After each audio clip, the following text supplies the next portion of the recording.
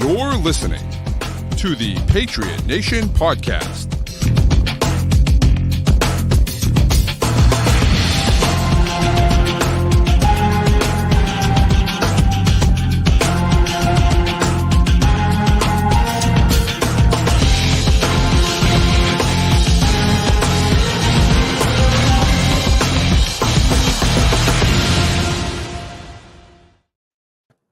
All right, welcome back to another edition of the Patriot Nation Podcast. As always, your boy Pat Lane here with my good friend Matt St. Jean. And today we are joined by one of the best members of the SCO Show Slack channel, just an absolute savage when it comes to scouting draft picks, draft prospects. And so we had to have him on the show, John Limberakis. John, thanks for coming on with us, man.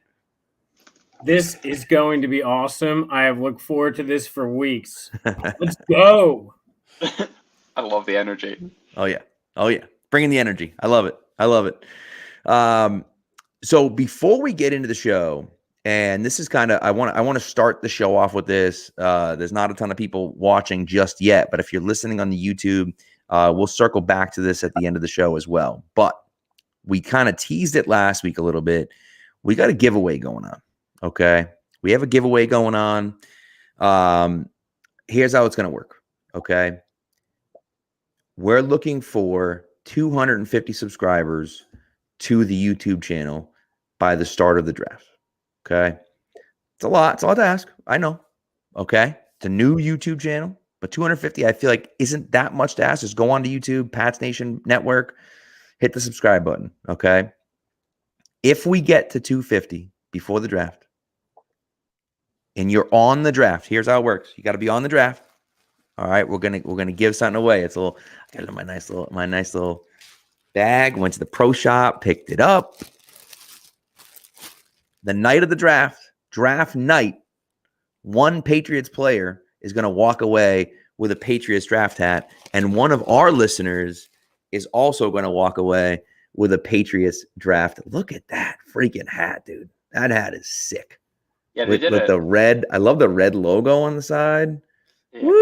These are much better than some of the past draft hats. Some of them have been real rough. This one's actually like I'd wear that in public. Inside the Patriot, that's pretty dope. So that's the idea. Okay. So number one, you're gonna have to be subscribed to the podcast, obviously. And then number two, you're just gonna have to comment on the stream at any point. Doesn't matter what you say. You could say you're here, you can comment something actually like, helpful or like, talking about the show or whatever, but it doesn't matter. Just make a comment on the stream.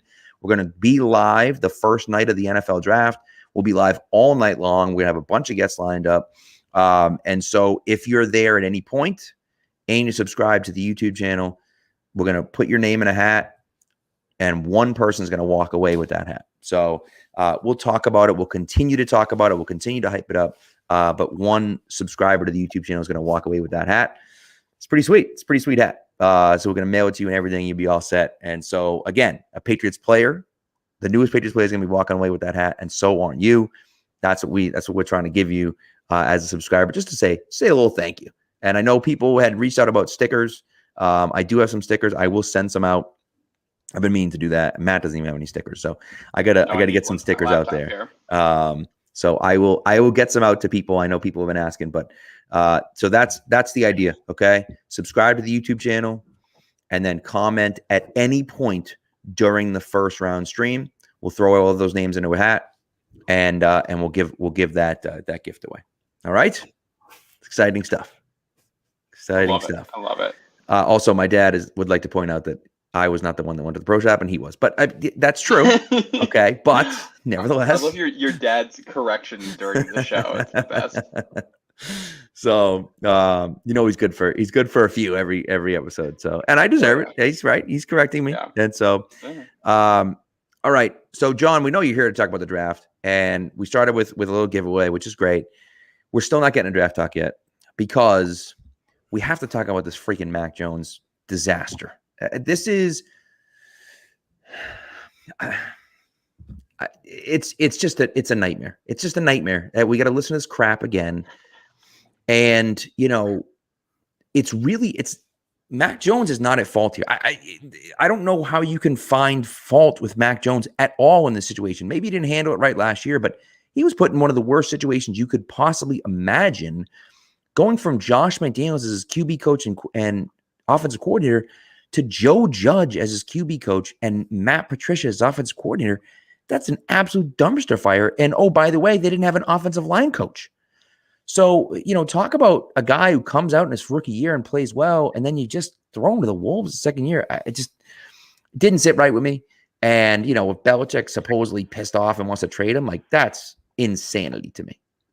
And I don't think he wants to trade him. I think this was a Mike Florio report, and everybody that's plugged into New England has said, yeah, there's nothing to this. So I was listening to Andrew Callahan before this, and he had made a point that, like, hey, it feels like 2022 is dragging into 2023, and these guys we need a clean slate here. And it's like, I feel like there might actually be a clean slate behind the scenes, and the only reason it doesn't appear like there is because all these stories keep popping up. But all these stories keep popping up about things that happened last year. Like, right. I feel like that's the media drumming things up. I don't think this has anything to do with how Mac and Bill feel about each other right now, or at least it's not fully indicative of that. Yeah, to me, this is a nothing burger, and I think we should move on from it. I don't really trust what Florio has to say. I think he's getting some clicks, and if Mac doesn't do well this year, then it's a different story.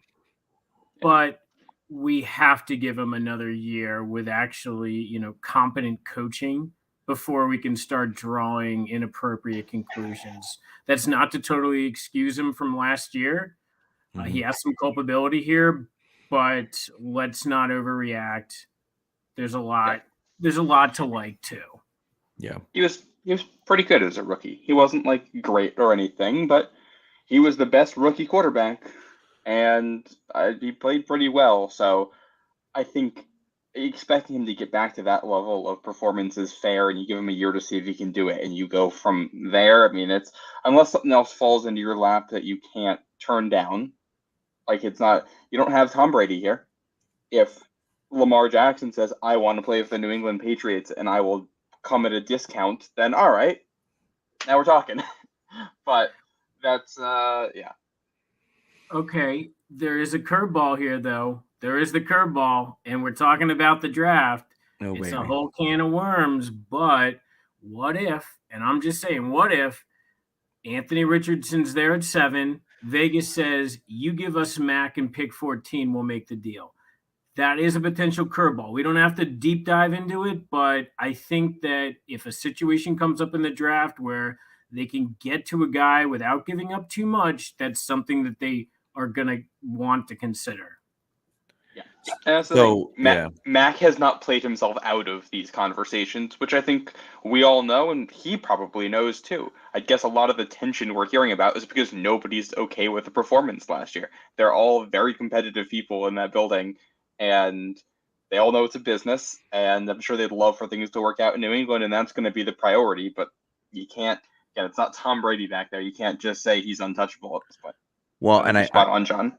I agree with you there. And look, the Lamar Jackson thing is the only situation for me that I would be totally okay with. Lamar is an elite player. I have some questions about his durability. But then you wonder, is that Baltimore, right? Baltimore had a terrible training staff, as documented by many people, including Carl Davis and Matthew Judon. So maybe that's why he's having those types of things, right? And so maybe he comes here and it's a little bit better. He's going to have to get paid a ton of money, but maybe you look at this league and you say, we can't win without an elite level quarterback. I don't know if that's true. I don't know if Matthew Stafford is that elite level quarterback. I don't know if Jimmy G is that elite level quarterback. I don't know, right? So maybe you say, oh, well, that's our path. But like, Anthony Richardson is interesting. I wouldn't trade up for Anthony Richardson. If Richardson somehow fell to 14 and you're sitting there at 14 and someone's willing to trade you a second round pick for Mac Jones, I'd have to think long and hard about that. Right? I still don't know if I'd do it, but like I might. You're at a position where like you got a lot of reasonable decisions, and I don't really think the front office can be faulted for either direction they go. Right, exactly. And so that's kind of, I think, ultimately, there's a 99% chance that we're holding on to that we're holding on to Mac Jones. Yeah. If somehow, there. I know, right? If somehow Lamar Jackson becomes the quarterback of the Patriots, or again, Anthony Richardson, or even if the team falls in love with Will Levis, and people talk about, Anthony Richardson is a freak athlete. Will Levis is a freak athlete too. Now, he's not Anthony Richardson. I understand that, but he is a freak athlete. He is from New England, from Massachusetts. It'd be an interesting story. I know, John, you're not as high on Will Levis. I know a lot of people aren't as high on Will Levis, but it would be an interesting situation if the team loved him for some reason, right?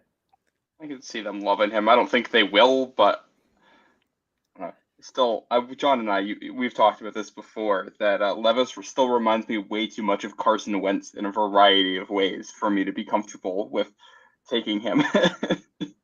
Yeah. Yeah, remember what Bill was talking about, accuracy and anticipation. And you look at Will Levis, he just doesn't have them, I think they're more likely to take a Hendon Hooker in the second round as like the Jalen Hurts pick of, we have our quarterback, but we're not entirely sold, so we're going to take a chance on a guy. I think that's way more likely here. Yeah, that's a good point. It's a good point. Yeah. So, anyways, now that the Mac stuff is over, I think, look, people are talking about things. People are, Tommy Karn had Florio on the podcast the other day and was like, oh, he's just not making it up. And I'm like, well, he's done that before, so I don't know. Again, maybe not making it up, but like, I don't know. Did Bill Belichick have a conversation about, well, we're not trading Mac Jones like Arizona did with Josh Rosen, and then it gets construed as, well, I overheard Bill Belichick saying that, they might trade. You know what I mean? I don't know. Yeah, well, I mean, it's also like, I feel like there's been a lot of weird, bad reports, like almost personal reports about Mac Jones over the last couple of months, and it makes me wonder if there is somebody who has ties to the team who has an issue with him, who is a source for somebody right now, and that's why the stuff keeps coming out. Maybe he made the wrong guy angry. Maybe this is Matt Patricia getting back at him for a variety of things last year. I don't know. Yeah. But yeah, I'm with you, John. I think this is a nothing burger, and we'll let the decisions of the franchise over the next couple of weeks determine how they feel about him, and then obviously his play on the field once we get to August and September. Yeah. So, all right, let's get into some more fun stuff here. 24. What did you say? I'm sorry, I missed that. Looks like I cut out for a second. I was saying Patricia being the mole would be the least surprising thing for me in 2023. I can see that. Yeah, I can certainly see that. Yeah. Yeah, not surprising at all. And look, I wouldn't be surprised if Matty P and Joe Judge are pissed at the way that, Mac Jones acted and treated them. But you know what? I'm sorry.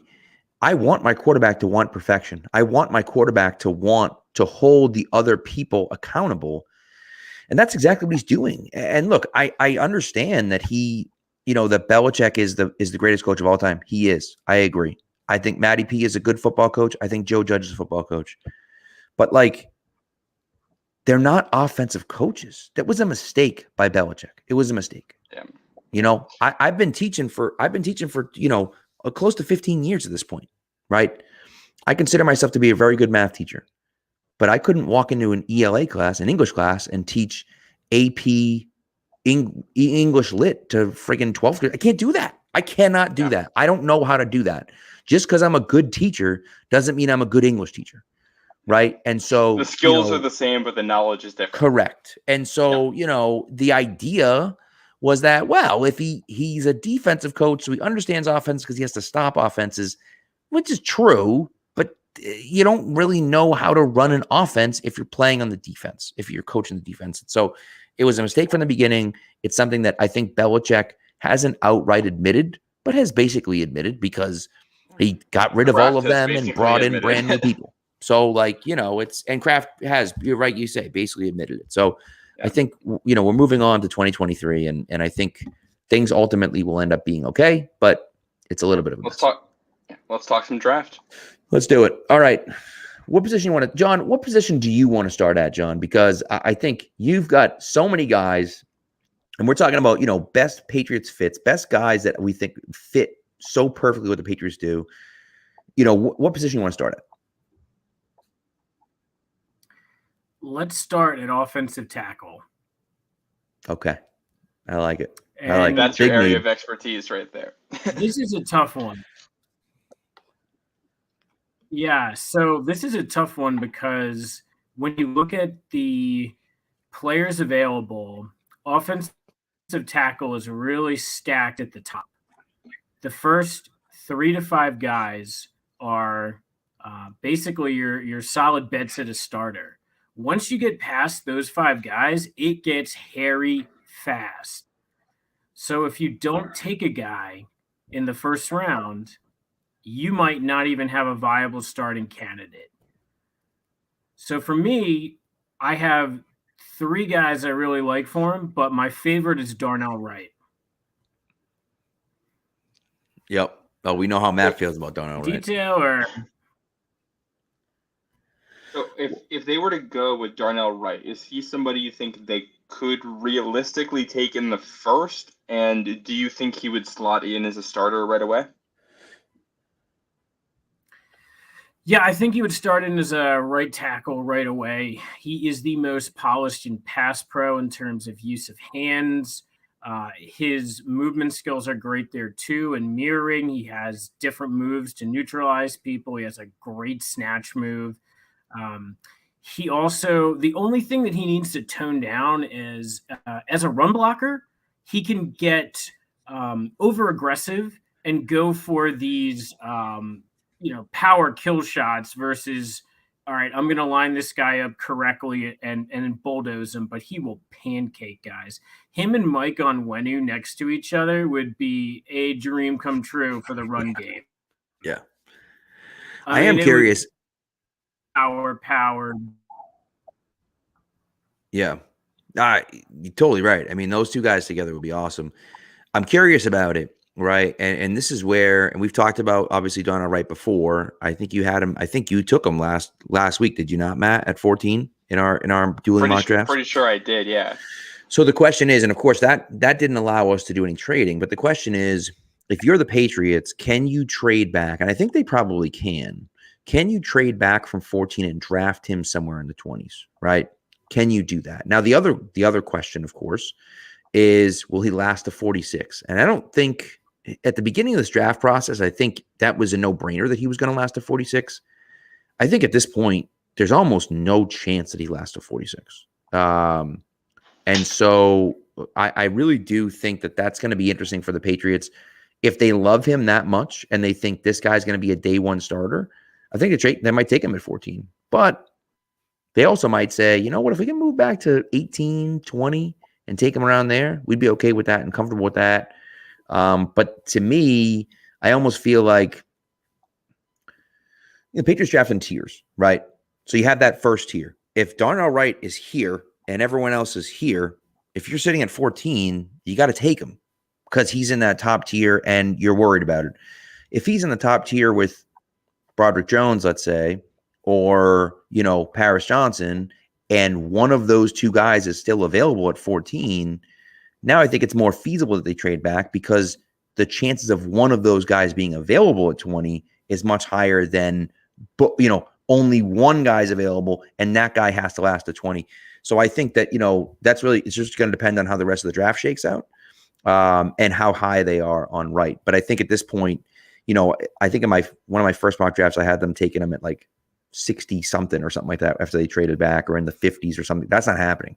He's almost definitely going to be a first round pick, I think. Yeah. John, outside of the first round, is there anybody you think that's kind of worth a pick as a high upside guy, somebody who could contribute in maybe next year or in 2 years for the Patriots? Yeah, so there are a couple guys that I would say are decent, and one of them is Blake Freeland. Blake Freeland is out of BYU. He is super athletic. the problem with Blake Freeland is he used to be a quarterback and a tight end, so he's still learning how to play the position, and he's very inconsistent. He also has tall tackle problems. He struggles to get leverage as a run blocker, and you can see in pass pro, he'll flash an advanced move like a jab that he pulls back to bait a defensive lineman or an edge, but then on the next play, he'll give up the inside, not be able to redirect the guy. So if you can take him, he's a ball of clay, and he could be a Nate Solder type of ceiling, but he has a ton of risk to him. So kind of like that high ceiling, low floor prospect. Yeah. I've seen the actual prospect comparison I've seen thrown around for him is current Patriot Connor McDermott, somebody who's still a little bit of a project. And I mean, hey, if they liked McDermott, I have a feeling they could get by with Freeland. An offensive tackle is also an interesting position just for the team right now because they signed a couple guys in free agency there. And I think it's unclear who exactly is going to be the starting right tackle right now and how that's going to square out. So I don't know I don't know how highly they view this as a need. I don't know if they want to go with a Darnell Wright type in the first round or if they feel comfortable waiting and developing somebody. Right. And then you have those guys that are the tweener guys, right? The Tyler Steens of the world that, I think can play tackle, but also, might end up as a guard, right? And Skronsky is one of those guys too that like doesn't have the long arms, isn't super tall. Then it's like, and they've gone after those guys before, right? They've done it. They did it with Isaiah Wynn. They've shown the willingness to go after those guys. The question is, will they do that again, right? And so, and how high will they be willing to go after those guys? And so I think that's another one of those things where you just don't know. You don't know the answer to that question, and where do they value those players? Because I think you're right, John. Like once you get past that top 5 or 6. You're looking at a bunch of players that I'm like, even I'm doing my mock drafts and I'm trying to have a tackle in there every now and again. And I, as you guys know, if you listen, like I try to have a different player in every draft. I don't repeat a player ever. So I'm looking at it and I'm like, okay, I'm not taking a tackle in the first round. And then I'm like, well, I can't take that guy. And then I can't take that guy. And I'm like, I can't take that guy either. And I'm like, who the heck am I going to take? Because I don't like any of these guys later on in the draft. So it becomes difficult, and so that, I think Matthew Bergeron's another guy that I think is decent. So but again, like he's hit or miss. Is he 5? Yeah. Is he 6? Like where, so that's the hard thing to figure out, The tough thing for me with Bergeron is if you look at his tape versus Clemson, Notre Dame, and Florida State in particular, that he did not handle speed to power well at all versus guys like Foskey, even guys who don't produce much like Miles Murphy, but has the traits, and Verse from Florida State. They really they put him on skates, and it was pretty bad. And that worries me about Bergeron. One other name for you though, day 3, this is the opposite of Freeland. This is a guy with a higher floor, but not that high of a ceiling. Is Carter Warren at a Pitt. He's got really good length, and he's not that athletic, but he can give you swing tackle pass pro if he just cleans up some of his footwork. I like it. That's interesting. Okay. Good name. That's a good name to know for when we get to that point. The dog days of the draft there. Dog hours of the draft. I love it. Should we stick on the offense and go to the position where they just had somebody in today? A little wide receiver talk, John? Let's do it. I love it. It's Zay Flowers in today, apparently learning the playbook. Yeah, Matt and I think Pat, you too, but I know for Matt, we've watched Zay, and he is one of my favorites. I see some of Antonio Brown in him. I don't care if that's an outrageous comp, but I really do. The on-field Antonio Brown. Let me just yes.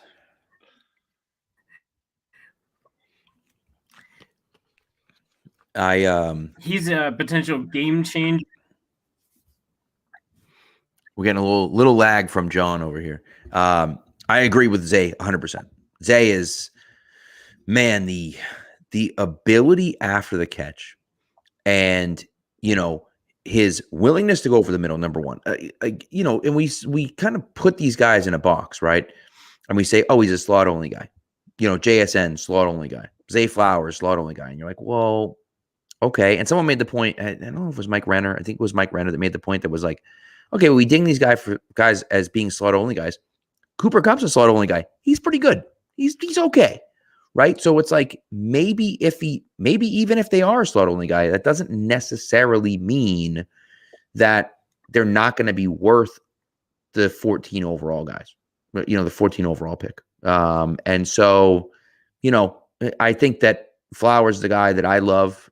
It's really hard for me to choose between him and JSN, though I feel like I'd probably go Flowers over JSN because I feel like, though JSN's better than Juju significantly, I think you have a similar skill set in Juju to JSN, similar, not the same, but similar.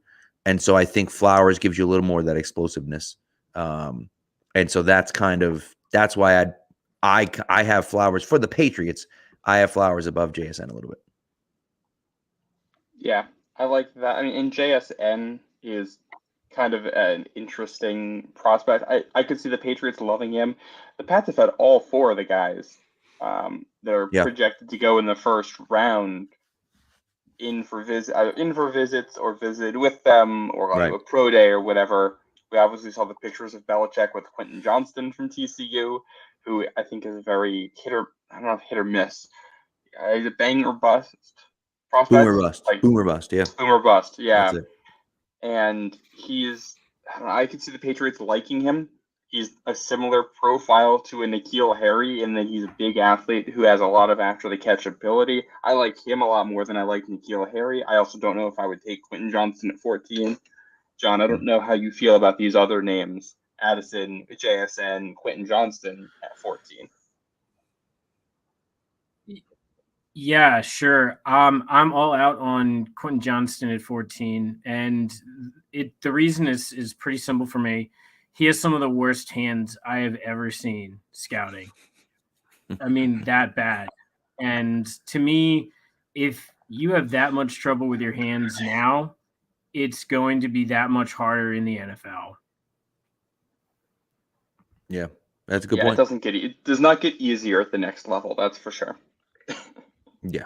No, it does not. It does not. So I think it's a similar situation to tackle where I feel like, yeah, there's good players. I think there's really good players at the top. I think there are potentially game-changing players at the top. But I do think it's a little bit deeper than the tackle class. I do think that there are some good players behind, right? Josh Downs is getting a ton of love all of a sudden. Tank Dell is a guy that is small, really small, but explosive. We saw what Marcus Jones was able to do on the offensive side of the football. He's really small, but explosive. I don't know if Tank Dell's quite as explosive as Jones was, or is, I should say. But, it's just kind of a peek behind the curtain there. Like, you don't necessarily have to be a big guy to be explosive in an offense. Now, are you a gadget guy if that's the case? Maybe.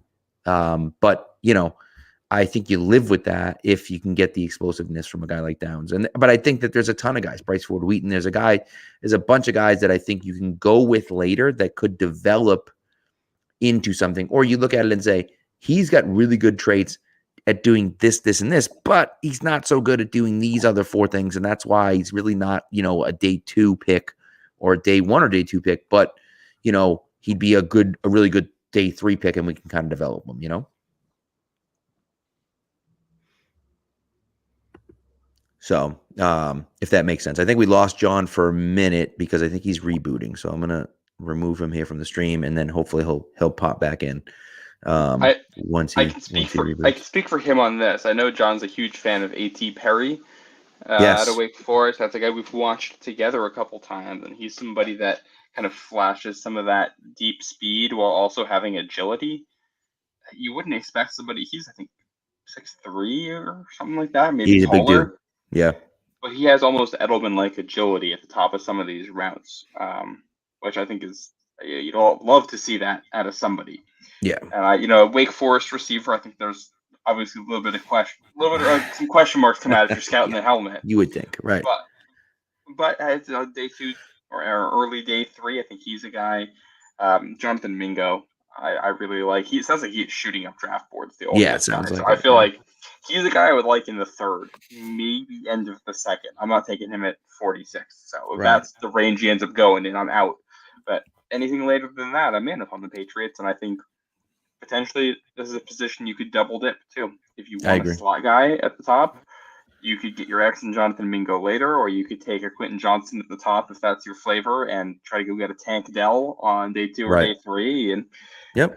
next thing you know, you got your Devontae Parker back up, and you have your Juju Smith-Schuster back up, and they're going to be competing for snaps immediately.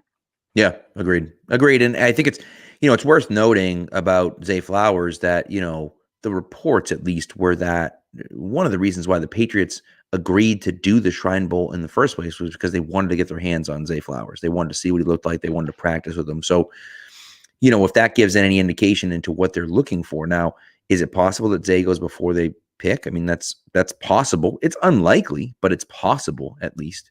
But you'd think he's going to be there at 14. Now, the question is, are they willing to spend that high of a draft pick on a wide receiver?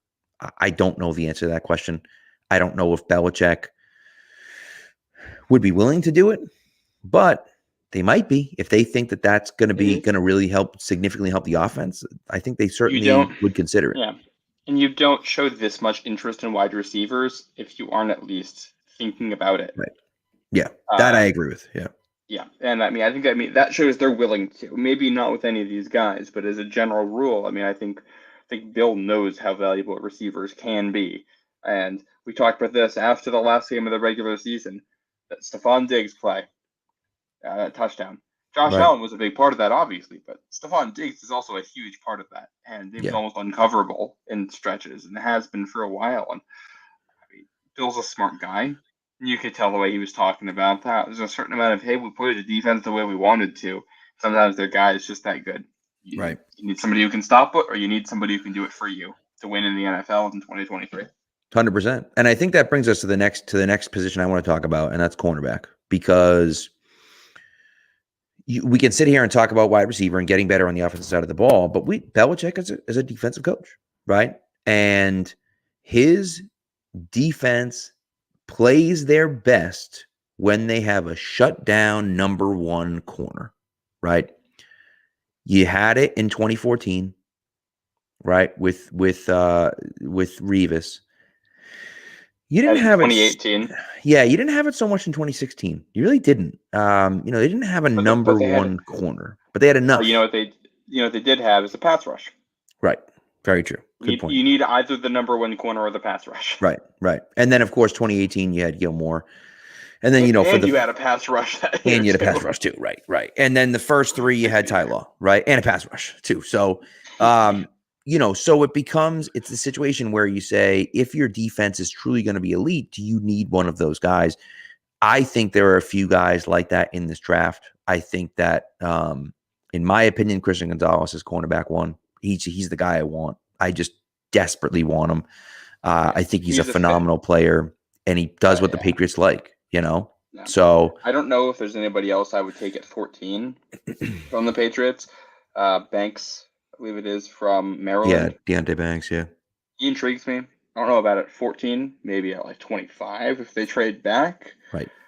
I don't know. Witherspoon, people are all over the place on him. I'm out on Joey Porter Jr., by the way. John and I watched him together, and I know John and I both kind of share an opinion on him that for being a press man corner, he doesn't actually seem to be that good at press right now. Yeah. It seems to be much more reactive than proactive, the way he plays his techniques and the way he does it. He's not super quick out of his breaks either. Typically, a guy like him, what you do is you're going to try to keep a hand on the receiver in some way and physically feel in advance which direction he's turning on stuff. And he would be doing that and then turn in the wrong direction at the top of routes. And it's just, it's I not good. don't know. It's not good. And in the NFL, you call for that, And you also add on, Joey Porter. Joey Porter Sr. I don't think got along very well with Bill, and No, he did I don't not. know how No. much that's going to impact stuff. But if there's a tiebreaker, if they like somebody else just as much, I don't think Right. he ends up in New England. Right. And so it is interesting. And so you start looking at, I think corner is a deeper position. I know that there aren't as many guys, and I think Lazar's been on this and other guys have been as well. There aren't necessarily as many guys that fit exactly what they want to do necessarily defensively. But I do think that there are enough guys. Terrell Smith is a guy from Minnesota who I think is a guy that was That's a guy- relatively unknown, right? John really likes him. And if he's able to get back in here, he'll give you the whole scouting report on him. So I like him. I'm a fan of him. Well, obviously, my guy Emmanuel Forbes. Look, I mean, you know how I feel about Forbes. I think he's maybe a little too similar to Jack Jones for what the Patriots are going to want. But if you get two ball hawking corners on the outside that can play press man coverage, yeah, they're both small, but like they have a nose for the football and they're going to constantly create turnovers. Like, I don't know. That seems like a good trade-off. Like, Yeah. Well, and one more guy, I'm sorry, is from South Carolina. Everyone's talking about Cam Smith. Darius Rush, to me, I might like even a little bit more than Cam Smith. I just think he has some athletic traits that are really good. I think some of his coverage skills are really good. And you saw him at the Senior Bowl, just absolutely locking people up. And so I think, that's a mid-second round pick that I think could be an impact player. Maybe not right off the bat, but, pretty close right off the bat, I think. Yeah. Well, I think this is an area where the Patriots kind of have to figure out what it is they actually want to do, because I don't know, like, if they want to be a heavy man defense team next year, they'd need a legitimate cornerback one. I think the only one of those guys that they can get this year is the Christian Gonzalez. Outside of him, I don't think you're getting a guy that can elevate you this year. And even then, I mean, I don't know exactly how good he'll be year one. Yeah. So that said, that means whoever else you're getting is going to be in a rotation with guys. You're probably going to be playing a bunch of zone, right, around what they did last year. And then it's okay. We're not really looking for a shutdown corner. We're looking for somebody to play a specific role in the zone defense who can also play some man. And if that's what you're looking for, then there's two very different prototypes of guys. I wouldn't be shocked if they just look for a bigger body outside guy who can just play some zone for them and give them a little bit more size. I also wouldn't be shocked if they don't draft somebody high and just look for a couple of veterans to fill out the back of the room. True. Like they just drafted 2 running backs and 2 corners last year. At some point, you got to let those guys play.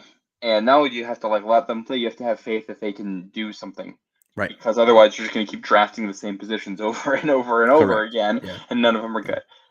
And you know what? Marcus Jones, Jack Jones, Jonathan Jones, the 3 Joneses, I think you draft the guys last year with this in mind. Jalen Mills is a guy who probably plays some safety and some corner for you next year. More safety, but he can be your big body guy outside if you need him.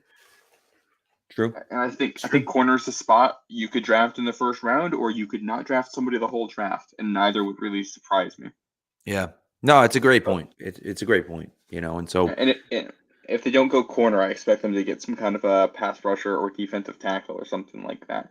Because if you're going to play zone, you want to have other guys. And John is not a young guy. And Uche has not been extended yet. So if you can get pass rushers on cheap contracts and look to replace guys in advance, you want the pass rushers. Well, and even as good as Uche played last year, he still was hurt for a chunk of time. So then you wonder, how reliable is he going to be for the Patriots, right? And so, so I think that's it's interesting. It's just an interesting look at it. And so, I do think there are some guys late that you could look at corner and kind of see what happens. But defensive end and edge, pass rush is tough. I mean, those guys go early. Nolan Smith's a guy that like maybe he'll be there at 14, like, you know, and if he is, maybe they take him. Like It wouldn't surprise me. I think he's a fit for what the Patriots like. yeah, reminds me of Chandler Jones a little bit. Yeah. You know, and so I think that could be interesting. If they decide to go that route. And again, maybe they do. Maybe they say we want to go D tackle. We're going to go with a D tackle that can rush the passer. You know, when they go with, because I think there have been concerns with Christian Barmore for a couple of reasons here. I don't know exactly what role he's going to play on the team next year, and he's had a hard time staying on the field. Right. Lawrence Guy is obviously getting up there. Devon Godshaw is good, but he can't do it all. He's just good. He's just good. Right. You can always use more defensive tackles. Absolutely. There's another defensive tackle. Oh, Mozzie Smith out of Michigan. Okay. The defensive tackle who I think fits what they like because he's a run stuffer with pass rushing upside, and he's really, really athletic. Yeah. Oh, he's the second round guy. I could totally see the Pats having their eyes on. Yeah. Yeah, and if you want to go later in the draft, you know, a guy like Moro Ajomi from Texas is an interesting look, interesting guy to look at, and even like Gervin Dexter, who there's a lot of question marks about him. I don't necessarily love him as a player, but you see some of the stuff that he can bring, and so you see the upside, and you're drafting him. You know, if that guy played consistently, he'd be going to the top and in the first round easily. And he just doesn't. He doesn't play consistently. And so you're getting him in the third or fourth round, and you're just hoping that you can coach him up to be consistent. So, you know, I guess that's going to kind of be the question as to whether that can happen or not. So D tackle is interesting. One guy that we talked about before that I just want to touch on here, linebacker wise, Jack Campbell. I think he fits exactly what the Patriots want to do. Yeah. Because he plays the run. He's an all down. He would be an all down linebacker for the Patriots, right? A 3-down backer, you know, maybe even a 4-down backer if he's willing to play special teams, because he plays the run extremely well. But he also now is a physical freak and super athletic. And so you can coach him up to be a guy that can cover as well because he has those athletic traits. And so, you know, it's just an intriguing prospect. Are they taking him in the first round? No. Will he go in the first round? It's possible, I suppose, with those types of numbers. I mean, he absolutely blew up the comp. He had like a 43-inch vertical or something stupid like that. So it's interesting to me with Campbell. So John is back. Let's see if we can get John up and rolling. John, you there? Oh, yes. Sorry about that. There's nothing like waiting for something for 2-3 weeks and then having your laptop just crap out. Well, you know, you're here at least, which is good. So we got that going for us. Nice. We talked about a few different people. I was told that you're very high on Terrell Smith from Minnesota, who is a guy that I just feel like nobody is talking about Terrell Smith. Like no one, which yeah, I don't get it. I think people are just behind on him.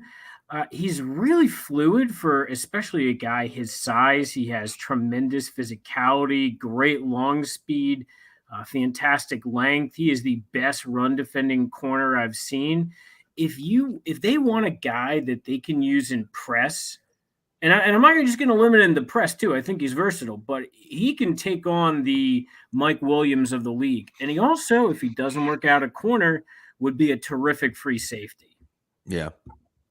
Ooh, and that's something we haven't talked a lot about in general. I feel like it's flown under the radar. Like Devin McCourty retired, and we haven't had a lot of talk about replacing him. I think in large part, part of it's, I think Jalen Mills is expected to do part of it, but it's a weird safety class. You mentioned Terrell Smith converting, John. Are there any safeties that interest you? I know you were looking at those today. Yeah, I was looking at them last night and today. There's a couple that I like. Cam Smith is a corner, great eyes, super versatile, can really play in a lot of different schemes, but he would also fit at free safety. Sidney Brown is one of my favorites. He reminds me, if you took okay, I'm going to butcher his name, but San Francisco's strong safety. Tafunga? Yeah, him. and Antoine Winfield Jr., and you just kind of mash them together, that's the type of prospect he is. He has ball skills, he has physicality, he's good at reading and processing. I am all over him. And they actually just brought someone in for a visit who I think is a good fit. He might not have the range for single high, but he definitely does for split high. And that's, I think it's Jamie, but it could be Jamie Robinson. He's Out of FSU, yeah, super polished guy, and he's great. Did you guys hit tight ends though yet? I gotta. No. Okay, good. We're good. saving that because I know you got a lot of tight ends you want to talk about. Awesome. Pat, I don't see you. I didn't see your message. All right, it's just me on video here. I think we can just do tight end then. If you want to start jumping into it, we'll wait for Pat. I can kind of go back around to some of the stuff we were talking about. We did talk defensive tackle. I mentioned Mozzie Smith as a guy I liked. Pat mentioned Gervon Dexter as a name he thought was interesting to him. I know you have opinions on both of those guys if you want to share them. Yeah, sure. So before I do that, two of their names I really like. Keanu Benton, I love him day two, and Jacqueline Roy out of LSU. Those guys are fantastic. But as for those two, I love Mozzie. This dude is a beast. He's 330. He plays like he's 300. The only thing I would say for him is he needs some finish as a pass rusher, and he's not always great at the initial, like timing the snap and getting off the start. But he's better than that than Gervon Dexter. Gervon Dexter is a guy that really frustrated me to watch. 90% of the time, it looked like he had no idea what he was doing as a pass rusher. And then the other 10% is like, oh, wow, where'd that come from? That bull rush with a swim over move that's just, nailing it. As a run defender, Gervon gets pushed around way too much. And he is always late to the snap. It's like, 1,000, 1,000, and he's still in his 3-point stance. And I'm like, what's going on here? The physical skills are off the table, but I don't know about that guy. Yeah, it's I've funny. heard a lot of that. No, go ahead, Matt. Go ahead. No, I mean, I've seen people be all over the place on Gervon Dexter. Like, the athletic traits are there, and so much of the other stuff isn't. And how you evaluate that, I think, goes team by team. He's the type of guy who it's like, oh, I wouldn't be shocked if there's some team that like loves that and will take him higher, but also nobody might buy into it because of the stuff John's saying, and he's going to last longer than anybody thinks he will. Those are the types of guys it's hard to predict where they're actually going to end up on draft day. Yeah. I mean, I just wonder, like, do you look at a guy, you have to look at a guy like that for his ceiling and not for his floor. His floor is a guy that just physically just can't play. Just can't play, doesn't know what the hell he's doing. But if you can coach him up enough and you can get him to play the right way and figure out, how to react to the ball, what you see, the good that you see is so good that you're like, man, if we're getting this kid in the 4th round or something like that, like it's worth at least a dart throw to see if you can coach him up and have him figure things out. Now, if he's going in the 2nd, 3rd round, early to mid 2nd, 3rd round, or late 2nd round, early 3rd round. Now you're looking at it saying, all right, that's too rich for me. But if you're in the 4th round or even the 4th, 5th round and that guy's on the board, like the talent like that doesn't come along all the time. Right. And so that's why to me, it's like, hey, take a dart throw and see what happens. Now, Belichick may say, screw that. I'm not doing that. Right. Certainly possible that he would do that, but I'd at least think about it. Yeah, I think you're 100% right. 4th, 5th round, day 3, I have no problem taking a flyer on someone with his traits. But 2nd, 3rd round, a coach says, well, we can coach him up. Those are famous last words. Right. 100%. Yep. Exactly. Those are the words that get a GM fired right there. Yep. 100%. So I did mention, so John, I stepped away for a second because my dog was going nuts, but you were talking about corners switching to safety. I had said Keely Ringo, I thought would be an interesting name for that because he has so much speed, but like his click and close ability is not great, right? And so that stuff I look at and I'm like, I don't love that about him as a coverage corner, but if you stick him at safety, he's got all that range and he's a smart player. I feel like he would fit really well back there at free safety. Yeah, I have him projected as a free safety. Coach Williams, if you're not following him on Twitter, shout out to Coach Williams. You should be. And the term he uses for Ringo is heavy feet. He just has heavy feet. And yeah, part of that is eye discipline. He doesn't always have the best eye discipline, so he doesn't know when to gear down. But even when he does know when to gear down, it's just the footwork is not there. He just gets burned on comebacks and hitches, and I don't think he can do it. But with his speed and his click and close coming downhill and his size, yeah, sign me up for him at free safety. Yeah. So that could be interesting. It's an interesting look at maybe at 46, they say we're going to take him and he'll be the replacement for Devin McCourty, and so and they love Georgia. So, you never know. We're kind of running a little bit late. What do you think? Anyone else? Give me a few more tight guys. End. Oh, tight end. Tight end. That's John's favorite that isn't offensive line here. Before we go to tight end, John, because I know tight ends are there. Before, other than tight end, give me like two more guys at any position you want that you just think like the Patriots just have to draft this guy. Okay. First off, Jack Campbell, linebacker. I love Jack Campbell.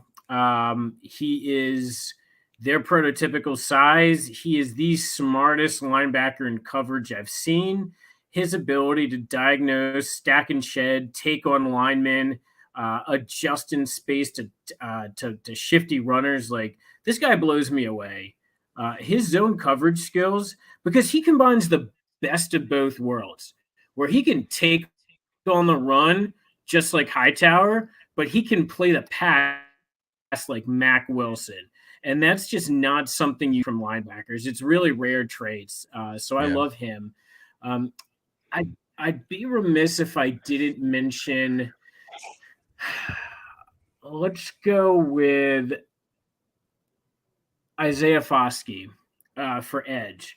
So I think for edge, what they like a lot of different types, but Foskey, he has such great power. He's also good versus the run. He had this goal line stance at Notre Dame where he just single-handedly saved the day multiple times. Like, he is incredible. I would go to bat for him. I think Foskey is a round one player all day long, and I think he's a prototype fit, and I think Bill's going to love his toughness.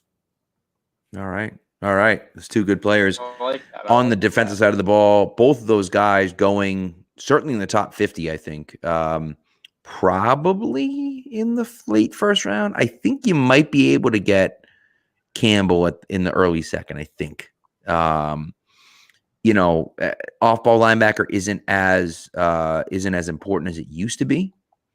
It's still important though. Like, it's still a really important position. And so I think I would love it. I love Jack Campbell. But we'll see what happens. One other name I want to mention before we go to tight end, because we're going to go to tight end. Well, there's two actually. So Andre Iazivas from Princeton is a dude that we just kind of stopped talking about him. Like, he was at the Senior Bowl. And I think he played pretty well at the Senior Bowl. And people were like, oh, Belichick's going to like this guy and so on and so forth. And then everyone just stopped talking about him. He's got pretty good speed, big dude. From Princeton, I think he could be a good player for the Patriots, a player that they might like, that they can get in the third or fourth round. And the other guy that I don't understand, I was talking to, who was it from Nesson? Crap. I forget. It doesn't matter. Zach Cox from Nesson. And Evan Hull is a dude from Northwestern, running back from Northwestern. He, in the last two seasons, has caught 87 passes in the last two seasons out of the backfield. Ran a 4.47 40, a 6.93 cone. And his pass blocking, isn't great. It's not good, admittedly. It's not good, okay? But out of the backfield, he's so smooth. And the Patriots, maybe they have that. Maybe they feel comfortable with Ty Montgomery there or Pierre Strong there. But to take a flyer in the 5th, 6th round on a guy like that, and even if you redshirt him for a year and try to get his pass blocking up to par and you don't love what you get this year from the pass catching back, you can trot him out next year. And, he's that guy that fills that role, and you spend a 6th-round pick on him this year. I like both those guys. My candidate because I think with pass blocking, you can teach that as long as the willingness is there. I would say the guy I like for day 3 as their pass catching back of the future is Eric Gray. Used to be at Tennessee, then Oklahoma. I think he shows a lot of promise as a route runner, and I like his pass pro. As for the Princeton wide receiver, because I am not going to attempt to butcher the name, finding tape on him has been pretty difficult. But I know that Jim Nagy really liked him, so I can't wait to find more and dig in. He actually tweeted stuff out because he was like, I know people can't find things about me, so I'm going to tweet out video of some of my games because literally people can't find stuff of me. It's crazy. That's how you do your own PR right there. Yeah. It's a boss level move. Yep. Yep. So, all right, you ready for tight end? Let's do it. Let's do tight end. John, this is the best. This tight end class is outrageous. Taylor Kyles was on Twitter today saying how he didn't see it with this tight end class. I don't know what he's looking at because no, he just meant funny story. I've been talking to Taylor a lot the past couple of weeks about prospects. He was talking about in particular Luke Musgrave. He does see it for other guys though. Okay. All right. I thought he was saying I don't get it with this class with this whole, tight end class. And I was like, what? Musgrave I can see. I'm like, okay, he's fine. But yeah, I just think this tight end class is something we haven't seen before. And you know what? And I want to mention this because I thought before we talk about the tight ends, somebody brought this up and I thought it was just so smart. And I don't know if it was the Athletic Pod. I don't remember who it was. Might've been the Athletic Pod. They were talking about why all of a sudden we're seeing these tight ends, right? And they were relating it back to March Madness in college basketball. And they said, these guys that are 6'5", 6'6", and 260 pounds, those guys don't exist in basketball anymore. There's not a role for those guys in basketball, right? Now, there might be a role for them in college basketball, but there's not a role for them in the NBA. Those guys are never getting to the NBA. If you're 6'6", 260 pounds, unless you can shoot the 3 lights out, nobody cares. Nobody cares. You're not playing in the NBA, right? And so those guys who could be those big body, power forwards and maybe, carve out a niche role for themselves in the NBA, it's not happening anymore. So those kids that are that size with that athleticism, and by the way, most of these guys have played basketball in their career, they're phasing out basketball now. And they're becoming football players. And so I thought that was just an interesting take that I hadn't heard anyone say before. And so, they're obviously a more popular podcast than us. And so people have probably heard them say that. But if you haven't, I just think that was a really interesting take on it that I thought was kind of a fascinating, explanation of sorts for why we're seeing these freak athletes at a position like tight end where we haven't really seen a ton of that, before the last few years. Yeah, that was the Athletic. I remember that pod. It was a good one. And I think when you look at, and not just, from college, but when you look at the pro game and how the cycles are continuing, I mean, right now, look at the teams that were doing damage in the playoffs. A lot of them had either success in heavy sets that are 12 personnel or 21 personnel. So 2 tight ends, or a running back and a fullback with a tight end. And that's the counter to a lot of these more two high schemes, later, faster defenses, is if you can either run it down their throat, but with that same group, pass it all over the yard. So think about the Eagles and what they did, the 49ers. Those are 2 good examples. And the Chiefs this year lived a lot in 12 and 13. And the Patriots, I think, had the right idea, but they just missed on the 2 guys. Yeah. John knew what I'm talking about. I know that's a terrible little joke, but yeah. You're not wrong. So, all right, who's your number 1 guy at tight end in this class? Is it Dalton Kincaid or is there someone above him? It is Dalton Kincaid, and he's not your typical inline blocker, but he's a very good blocker in space. He is one of my few first-round grades in this class. I love Kincaid. I think he could turn into the next Kelsey. but my tight end 2 is going to surprise you. Ooh. Luke Schoonmaker. Now, I've been on Luke for a while. I think Michigan is hiding him. He is the best. Also, Matt with a Michigan glass. He is the best blocker in the class. Yes, he is better than Darnell Washington. He has better form. He can take on. If you follow my Twitter, I have clips of him bulldozing defensive linemen. Oh, and did I mention he's an athletic freak too? Tested off the charts. Matt Waldman, RSP, said aspirationally, this guy has the toolbox that can, again, aspirationally turn into a Gronk type of player. He's that good. He was buried on Michigan's heavy rush attack, but he is incredible. Yeah. I think the Patriots love Schoonmaker as well. I think they like him a lot. How much they like him is a question that I don't have the answer to, right? Will they take him in the second round? Will they take him in the third round? Will he last to the fourth round? I don't know. You know what I mean? And so yeah. John, where would you take these guys? Would you take Kincaid at 14? Would you take Schoonmaker at 46? I would take Kincaid at 14. Absolutely. And I would take Luke. I'm just going to say Luke. I would take him at 46. Now, look, is that high? Yes. But remember, Drew Sample, Josh Oliver, a lot of these guys that can block well go higher than expected. Yeah.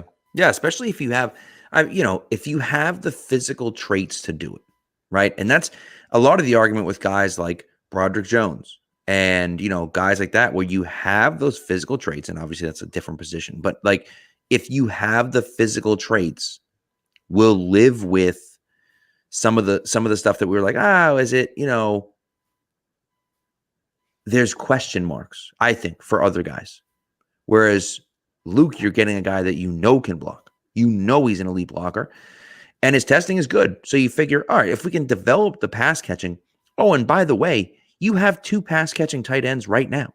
You don't need a third pass catching tight end, a dominant third. If you draft Dalton Kincaid at 14, what the hell are we doing? Like, what are we doing if you're drafting Dalton Kincaid at 14? Like, that's insanity to me.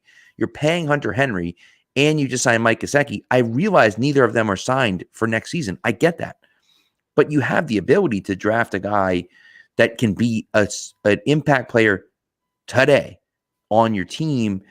To me, you're wasting that pick with, and again, not that Kincaid isn't worth that pick. I think Kincaid's extremely good. I just think in the Patriots situation, it would be not a waste of a pick. It would be a reach for me to draft him there, right? But Schoonmaker, you look at it and say, hey, we have this guy that, we know he can block, and maybe he can develop as a pass catcher. Yeah, maybe we take him at 46. Maybe we trade down from 46 and take him in the 50s, and we're okay with that, right? Because we know he can do one thing really well. We can put him on the field today, and he can do that well. And then we can see what happens as a pass catcher. It takes a while for those guys to become good pass catchers in the NFL. And so, I think that's a route that they could go. Yeah. When I think when it comes to draft strategy too, if there's no offensive tackle that they absolutely love to see, or they just don't want to go that route, if you can get a wide receiver in the first round who can open up pretty quickly, and a tight end in the second round who can block well, whether that's Mr. Luke out of Michigan or a Darnell Washington out of Georgia, who's somebody I know you also like, John, then that helps your offensive line quite a bit. Yep. You can mitigate offensive line issues that way. And John, I know there's more tight ends than just those two, so I want to hear your thoughts on Darnell Washington. Yeah, I like Darnold quite a bit. I think he's a guy that's more high floor, but the ceiling is medium. He reminds me of what they wanted Jonnu to be, but a better version of that. A guy that I know he's a waist bender, but he is a good blocker. He's especially a good blocker in space. And he's someone that even when he is covered, because of his frame, he's not covered. So his run after catch is good too. Yeah.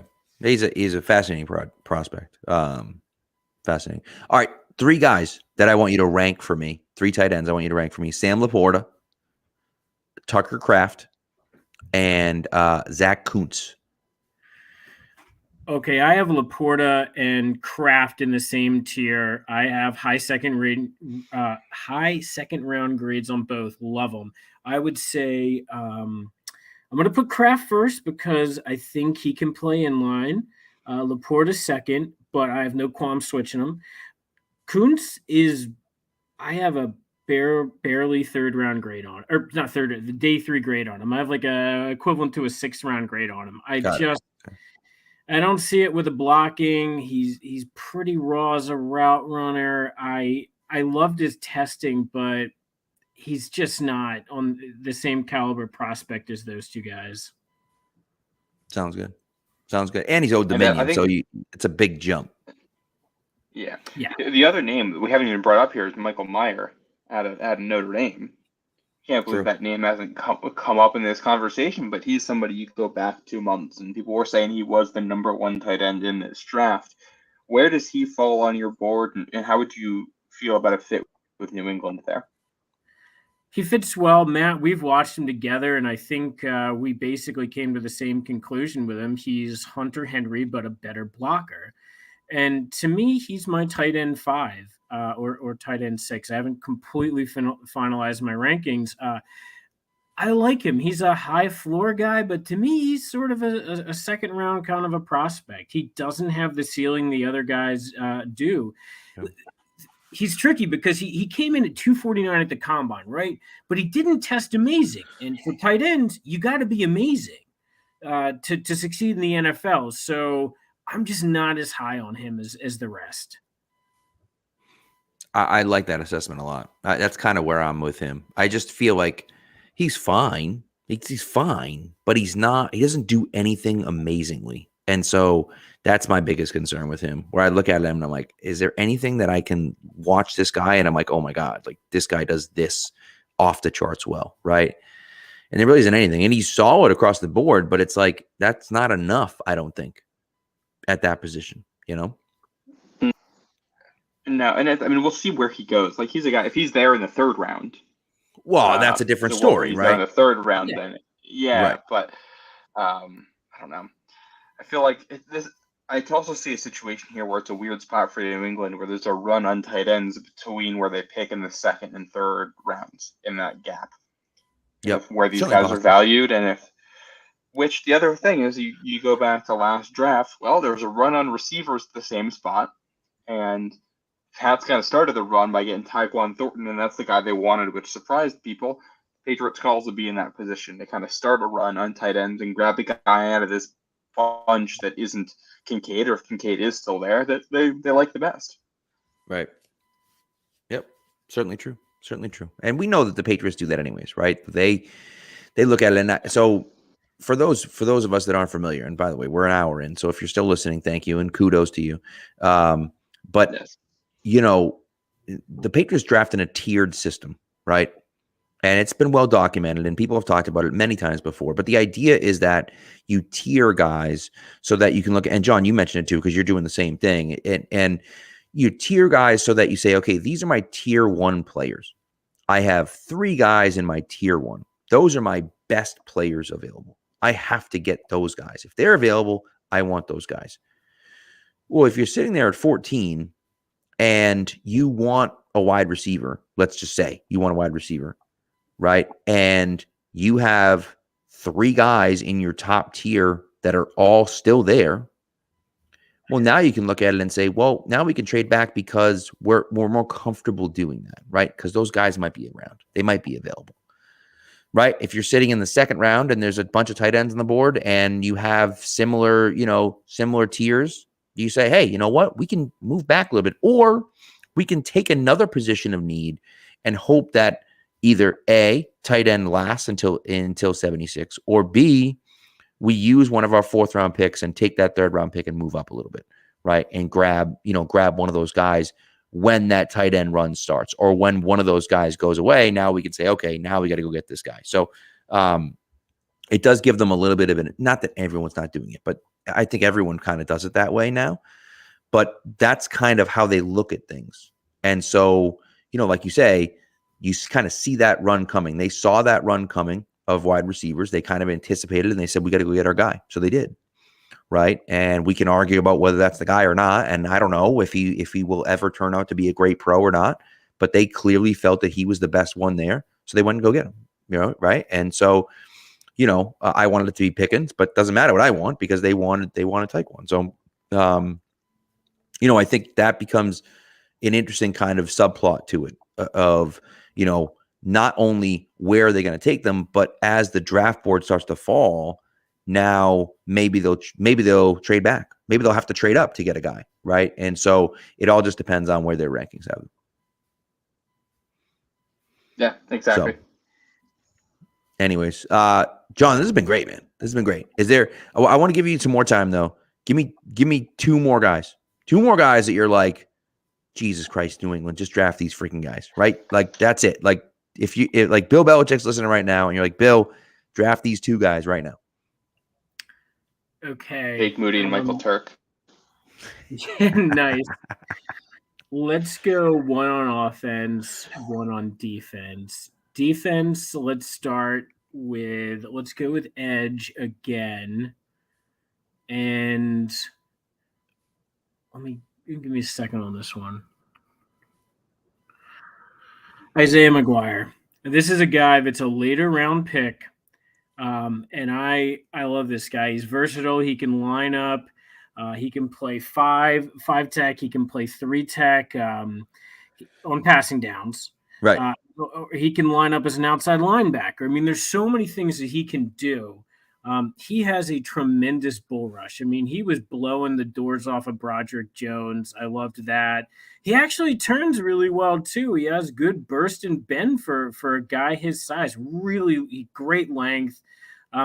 He needs to work on some run defense issues. For example, he's got to anchor better versus double teams. But really, this guy has a high floor as a rotational pass rusher, and he's so good on twist and stunts. You know how the Pats like to play games like that. Yeah. And this guy can twist around and bulldoze a center, and it's a thing of beauty. He's a later round name, but I will stand for him. I love it. You said edge, and I was thinking, I'm like, I wonder if he's going to go with McGuire. Yeah, that's one of my guys. Let's go to wide receiver again. So let's say that they can't get one of the top 3 guys. Someone I think that would fit well for them is Josh Downs. Josh Downs is a slot receiver, but he can win vertically. He can use route pacing to win vertically. I know that not everyone loves him because of his size, and he's not going to be for everyone, but he is a fit for what they do. He can run option routes all day long, and he has great run after catch ability. He would be a smash hit in the offense. I like it. Well, there you go. One on each side of the ball. I love it. All right. We got to get the hell out of here. So before we go, though, we got to do our final segment here. This has been a lot of fun, man. It's been a lot of fun. We've enjoyed having you on, but don't go away yet because you have something from this week in sports history. So here we go. And now for something we think you'll really like. This week in sports history. All right, John, you want to lead us off here? I will. What major sporting event 127 years ago on this day came back to life? Now, do you want a hint? I'm Greek. So I'm Greek, and it happened in Athens. Oh, the Olympics? Oh, well, it's got to be the Olympics. Yeah, I was going to be my guess anyway before you gave that, but... Yeah, it's the Summer Olympics. I mean, look, I'm Greek. What do you want from me here? I like it. I like it. That's a good one. There. That's a good one. I like it. Good one. That's a very good one. I like it. All right. I cheated a little bit in mine. It's not exactly this week. I think it's kind of technically closer to next week, but today was the first day of the Masters, so I'm doing it. This week in 1997 was the first Masters win by, I'm assuming you guys can name this. Is it Tiger? Yeah, it was Tiger. Oh, sorry. Oh, I was gonna say it must be Tiger, right? Anytime you say Masters, it's got to be Tiger, right? Yeah. So this week in 97, Tiger's first Masters win.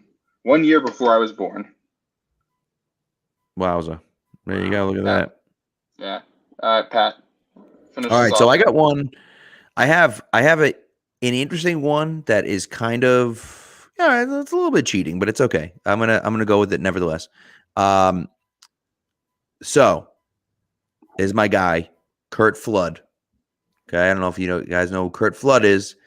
For all you old baseball historians out there, Kurt Flood sued the league.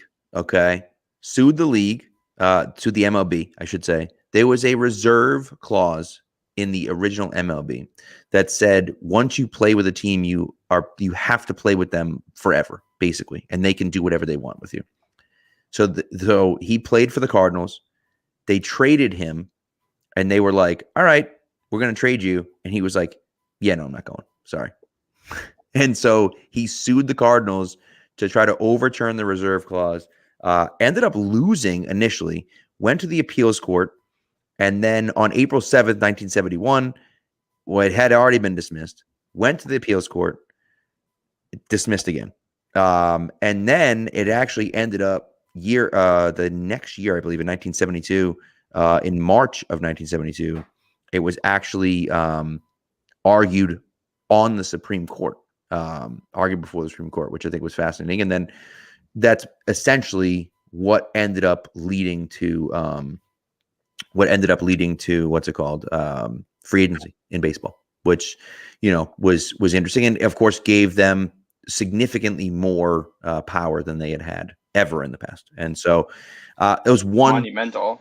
one little tiny piece of that fight. And it was a bad moment, but nevertheless, I thought it was a good opportunity to bring up Kurt Flood.